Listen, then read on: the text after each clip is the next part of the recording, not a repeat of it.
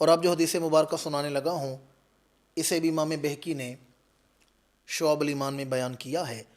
اللہ تعالیٰ نے حضرت موسیٰ علیہ السلام سے کلام فرمایا۔ موسیٰ کلیم اللہ ہیں، یعنی اللہ سے کلام کرنے والے۔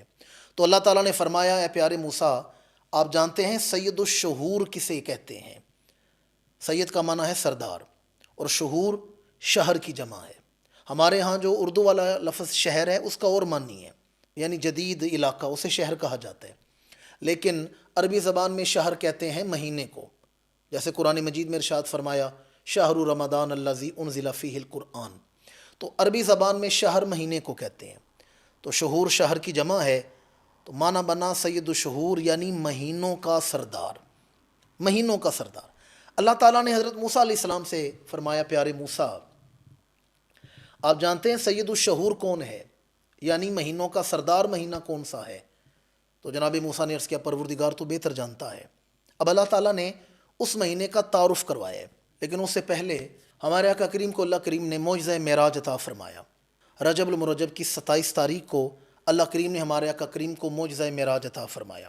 تو امام الانبیاء نے فرمایا، میں نے 7 آسمانوں کا مشاہدہ فرمایا تو میں نے دیکھا ہر آسمان پر 4 انگلیوں کے برابر جگہ نہیں جہاں فرشتے اللہ کی عبادت نہیں کر رہے، یعنی ہر 4 انگلیوں کے فاصلے پر، آسمانوں کے چپے چپے پر فرشتے اللہ کی عبادت کر رہے ہیں۔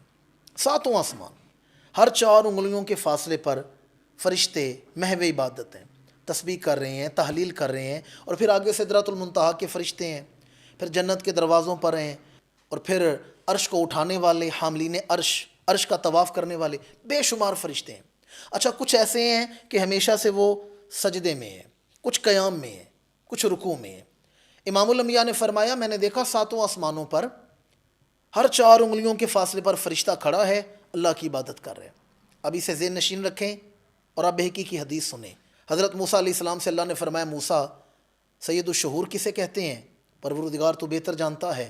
فرمایا، پیارے موسیٰ وہ جو مہینوں کا سردار مہینہ ہے وہ رمضان ہے، اور جب ماہ رمضان المبارک آتا ہے تو میں 7 آسمانوں کے فرشتوں کو حکم دیتا ہوں کہ اب میری تسبیح چھوڑ دو، اب تحلیل چھوڑ دو، اب روزہ دار زمین پر جو دعائیں مانگ رہے ہیں ان دعاؤں پر آمین کہنا شروع کر دو۔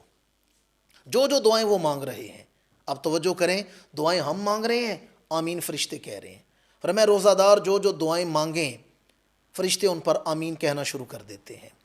اور پھر آگے ارشاد فرمایا، الہم السماوات والارض والجبال والشجر والدواب۔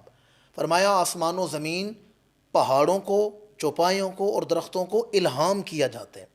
الہم السماوات والارض، وہی اور ہے، الہام اور ہے۔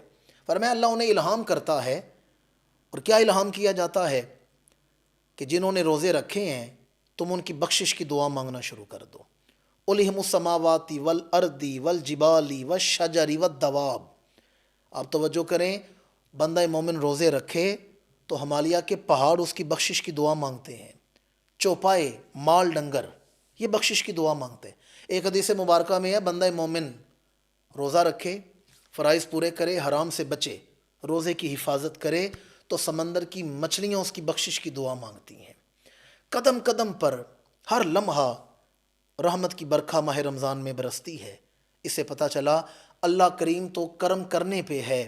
اب دیکھنا یہ ہے کہ ہم بھی اپنے آپ کو بخشوانا چاہتے ہیں یا نہیں چاہتے۔ ماہ رمضان مبارک آئے اور بندہ جوان بھی ہو اور صحت مند بھی ہو اور پھر روزہ نہ رکھے تو کتنی بڑی ناقدری ہے۔ ماہ رمضان المبارک کے فضائل میں علماء نے دفتر بھرے ہیں، باب باندھے حدیثوں کے، لیکن سب سے خوبصورت پیغام آپ تک پہنچا کر میں اپنا مضمون سمیٹ رہا ہوں۔ حدیث قدسی ہے، الصوم لی وانا اجزی بہ۔ فرمایا روزہ میرے لیے ہے اور میں ہی اس کی جزا ہوں۔ روزہ میرے لیے ہے، میں ہی اس کی جزا ہوں۔ باقی جو عبادات ہیں وہ کریں تو آپ کو جنت ملتی ہے، روزہ رکھیں تو جنت والا مل جاتا ہے، قرب مولا نصیب ہو جاتا ہے۔